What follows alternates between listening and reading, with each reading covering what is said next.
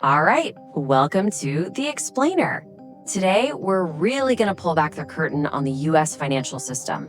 We're giving you an insider's playbook to help protect your business, your clients, and of course, your assets. Okay, so here's what we're going to cover. We'll kick things off with those invisible cyber threats. Then we'll navigate the minefield of money flow in banking. After that, we'll talk about playing by the unwritten rules, master the critical paperwork, and finally, put it all together into your own strategic defense. All right, first up, let's set the scene. You know, the biggest threat out there right now? It's not just about getting audited. It's about the data that is the foundation of your entire financial world. Cybercriminals, they see financial and tax firms as an absolute goldmine of sensitive data. And this is why it's just so critical. The numbers are just staggering. A single successful attack on just one firm can blow the doors open on the data of thousands of clients. And across the whole industry, well, that adds up to over 400,000 taxpayers being directly impacted. It's a massive systemic vulnerability because all it takes is one weak link to expose an entire network. So you might be wondering, how are these guys actually getting in? Well, it's usually not some super complex movie-style hack. It's often something way more subtle, something that exploits us, our human behavior, instead of just computer code. It's this thing called business email compromise, or BEC for short, and it is nasty. This is where criminals either take over or just spoof an email account to send what look like totally legitimate requests. They can even set up little rules in your inbox to automatically delete replies from the real people they're impersonating so you never even see the warnings. It makes them incredibly effective and really dangerous. Now, the good news is the IRS and the Security Summit have a really clear, actionable defense plan. These are the 6 absolute fundamentals that every single business needs to have in place. And listen, these aren't just suggestions. They are the baseline for survival. Think of it like digital body armor. Okay, let's switch gears a little bit because it's not just about external hacks. The way you move your own money can set off all kinds of alarms inside the banking system itself, and a lot of times you get zero warning. And this quote just hits the nail on the head, right? A bank can just decide we're done with you, and they don't have to give you a reason. You just get a letter. And that can leave you and your business completely stranded. The key is to understand what makes them nervous, because they're certainly not going to tell you after the fact. So banks are all about patterns. What they like to see is money come into an account and kind of rest for a while. That's a low-risk profile. What makes them nervous? High-risk activity. These pass-through transactions where a big chunk of money comes in and then goes right back out, that's a huge red flag. And direct international wires, that'll send your risk score through the roof. Now, what's really interesting here is the solution. Instead of wiring money directly abroad from your main bank, you use a US-based middleman, a money mover.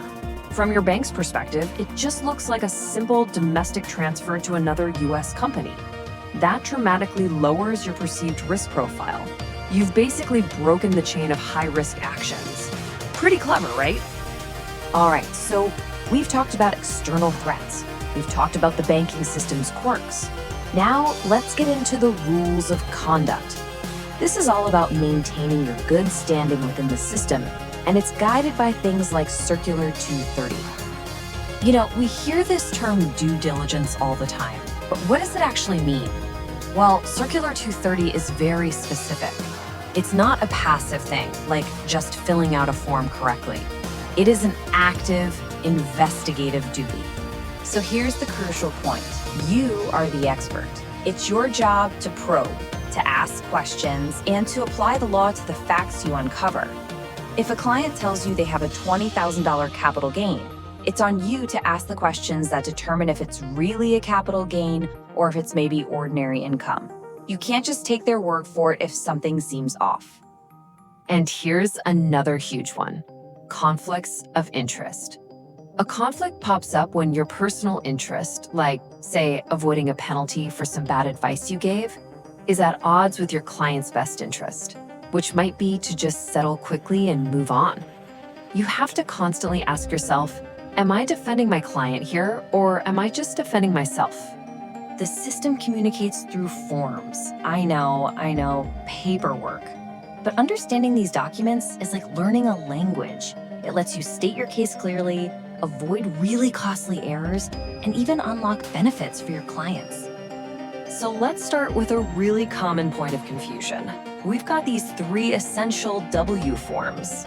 Using the wrong one can cause payment delays and major tax headaches. But the distinction is pretty crucial. W-9 is for US persons and companies. W-8-BEN is for foreign individuals. And W-8-BEN-E is for foreign businesses. Each has a very specific job. And for most non-US companies we're talking about, that W-8-BEN-E is key. It's how you officially tell a US payer, hey, I am not a US entity, so do not withhold 30% of my payment for US taxes. Because without that form on file, that 30% withholding is often automatic. And speaking of unlocking benefits, check this out. Starting in 2025, there's a huge change to the adoption tax credit, which you file on Form 8839. Up to $5,000 of it is now going to be refundable. This is a total game changer. It means families can get that money back in cash, even if they have little or no tax to offset. So let's tie all of this together. Cybersecurity, banking hygiene, professional ethics, all this paperwork, these aren't separate issues. They're all different parts of one single unified strategy for being resilient. Your strategic defense really comes down to these 4 pillars. It is all about being proactive, not reactive. You've got to layer your technical and your procedural defenses. You need to actively manage how you're perceived by the system, speak its language with the right paperwork, and of course, document everything to back up your decisions.